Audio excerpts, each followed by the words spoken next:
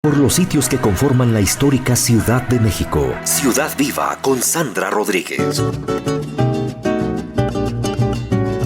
Y ya estamos de regreso aquí en Ciudad Viva en Radio 1000. Estamos platicando de la colonia Cuauhtémoc y sus alrededores, algunos de los lugares que tú puedes visitar. Además hay una gran ventaja, es una de las colonias que está bastante bien comunicada. Puedes llegar por el Metro Revolución, puedes llegar por el Metro Hidalgo, puedes llegar por el Metrobús Reforma, puedes llegar por el Metrobús Hamburgo, cualquiera de estos lugares. Claro, caminas un poquito más, pero está bastante accesible. Estábamos platicando de este monumento a Cristóbal Colón, que pues muchas personas lo ubicamos perfecto ahí en el Paseo de la Reforma, y siempre, bueno, en ocasiones la gente se queda de ver frente a esta glorieta de Cristóbal Colón, pero cuando tú empiezas a ver la escultura te quedas enamorado del proyecto. Comentaba que fue Antonio Escandón quien patrocina esta obra, pero todo se hace en Europa. De hecho, todo se hace en París.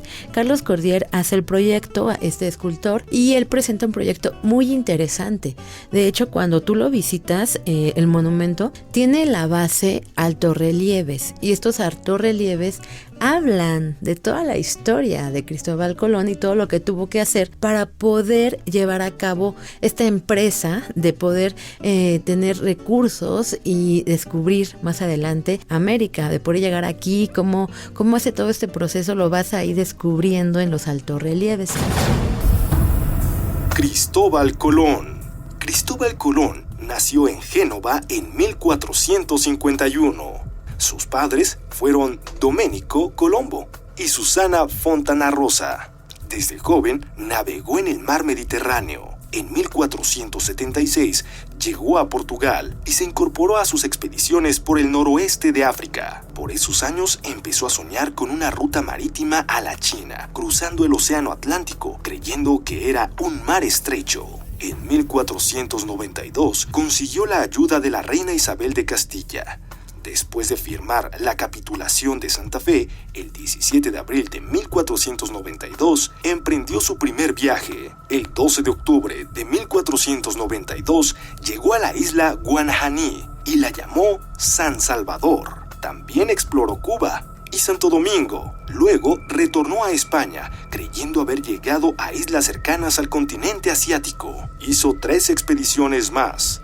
En su segundo viaje, exploró las pequeñas Antillas, Puerto Rico y Jamaica. En el tercero, descubrió la isla Trinidad y Venezuela. En el cuarto, bordeó América Central. Hasta el fin de sus días, Cristóbal Colón creyó haber llegado a Asia. Murió en Valladolid en 1506, sin saber que había descubierto un nuevo continente, América. Un 12 de octubre, Cristóbal Colón, con 3 carabelas, por fin arribó. Nuevo continente, tierra americana, Colón descubrió aquella mañana. Y Cristóbal Colón, bueno, te comentaba, fue un adelantado para su época. Ya desde los 14 años, pues se dedicaba a esto de ser marinero, navegante, y empezar a buscar una ruta para llegar, una ruta diferente, para llegar a las Indias, como él quería llegar a eso. Pero le tocó de rebote encontrar un nuevo continente. Entonces, Cristóbal Colón originalmente había pedido patrocinio del rey de Portugal, quien no acepta su proyecto. Esto fue en 1484. Él no lo acepta, todos decían que no, que estaba mal, que cómo creía que el mundo era redondo, si uno se caía cuando avanzaba, ¿no? Ellos pensaban todavía que el mundo no era redondo. Y entonces, él empieza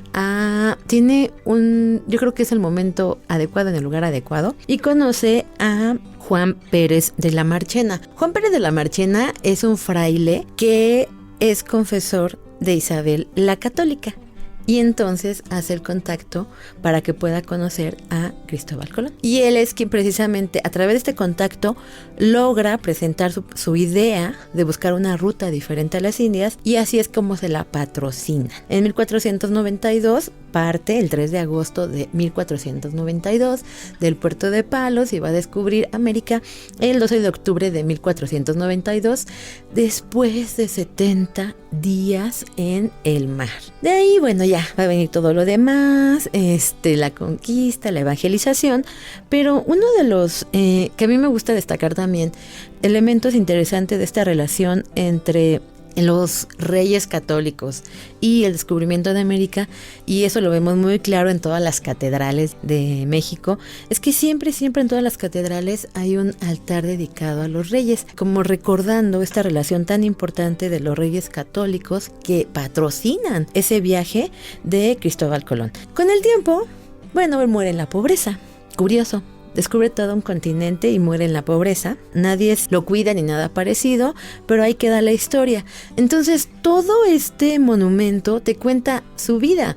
Te habla desde el momento en el que él entra a es una especie de convento que es Santa María de la Rábida, que es donde conoce a Juan Pérez de la Marchena. Y más adelante se ve también cuando pone la primera piedra de la primera iglesia en América. Entonces, después hay 4 frailes que están sentados como resguardando el monumento, y estos frailes son parte de estos evangelizadores que llegan aquí al continente, entre los que destaca Fray Pedro de Gante. Fray Pedro de Gante.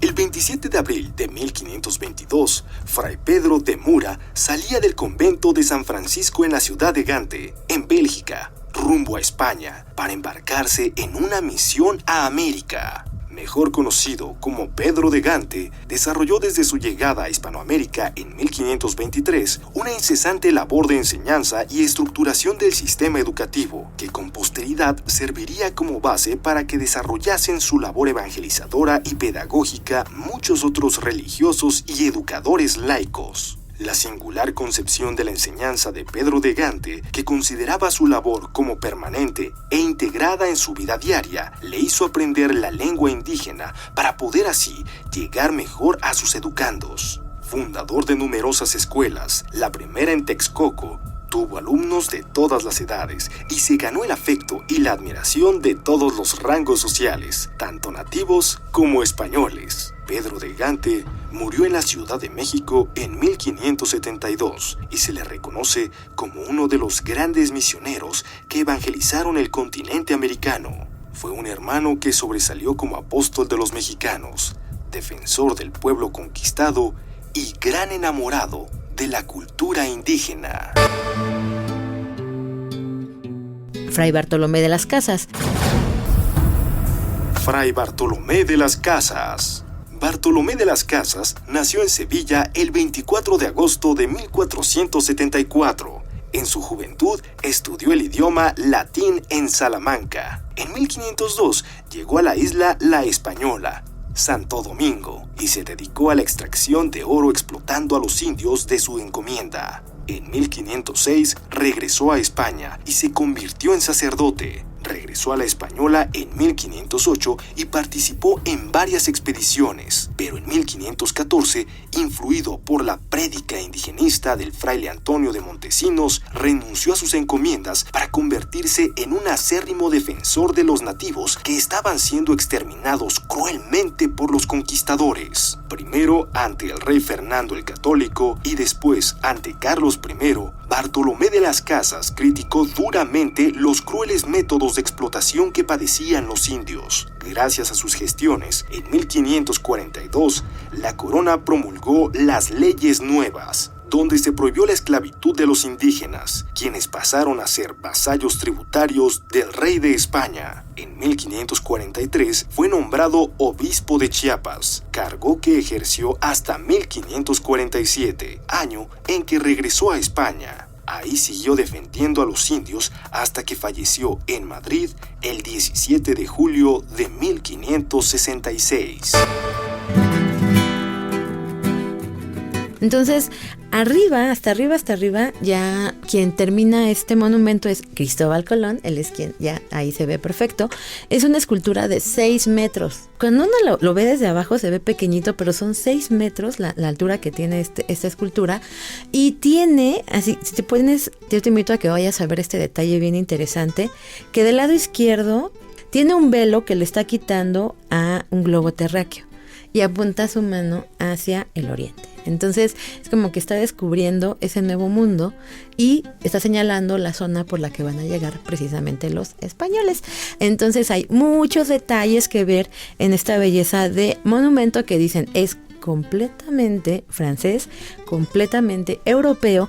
Y un detalle también que te invito a que lo visites es que busques las placas que están escritas en latín, en donde se habla de la obra de Cristóbal Colón. Es curioso, Antonio Escandón dice, bueno, yo lo pago y yo todo, y hablen de la historia, la escriben en latín. Era como un México diferente en el que se pensaba que al ser una escultura al público, pues tal vez todos podían leerlo. Si seguimos caminando por esta Paseo de la Reforma, vamos a encontrar una gran cantidad pues de edificios contemporáneos, otros nuevos y algunos que tienen gran tradición. Uno de ellos se ubica en la calle de Lucerna y Reforma. A mí en lo personal me encanta este lugar, se llama University Club.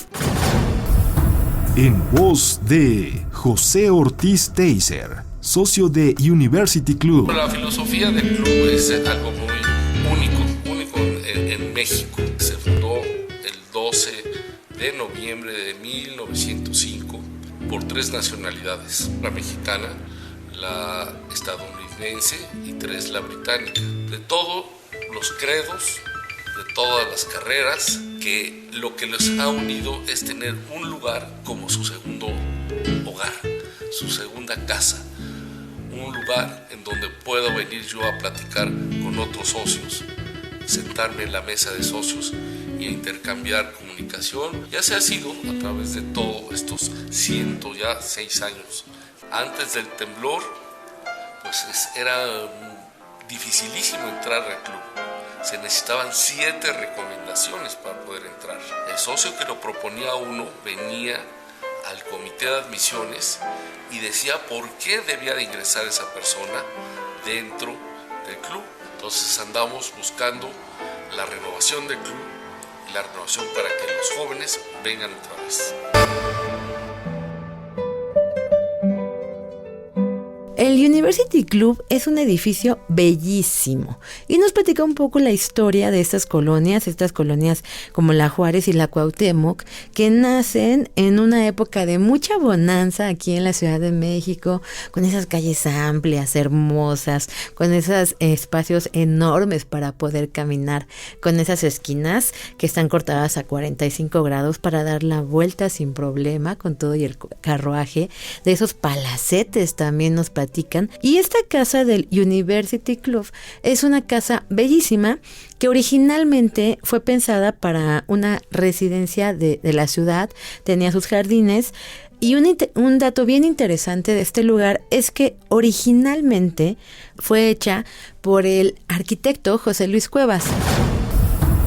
José Luis Cuevas, arquitecto mexicano que planeó varias colonias de la Ciudad de México en las décadas 1920 y 1930. En 1926 se encargó del proyecto de urbanización del Parque México, antes conocido como Parque General San Martín. El proyecto definitivo consideraba un espacio de áreas verdes que alcanzaba el 40% de la superficie total, distribuido entre plazas, camellones y parques, lo que haría de esta colonia un lugar privilegiado. Asimismo, se encargó del diseño urbanístico de la colonia Hipódromo, hoy Hipódromo Condesa. También edificó a principios del siglo XX el University Club de México.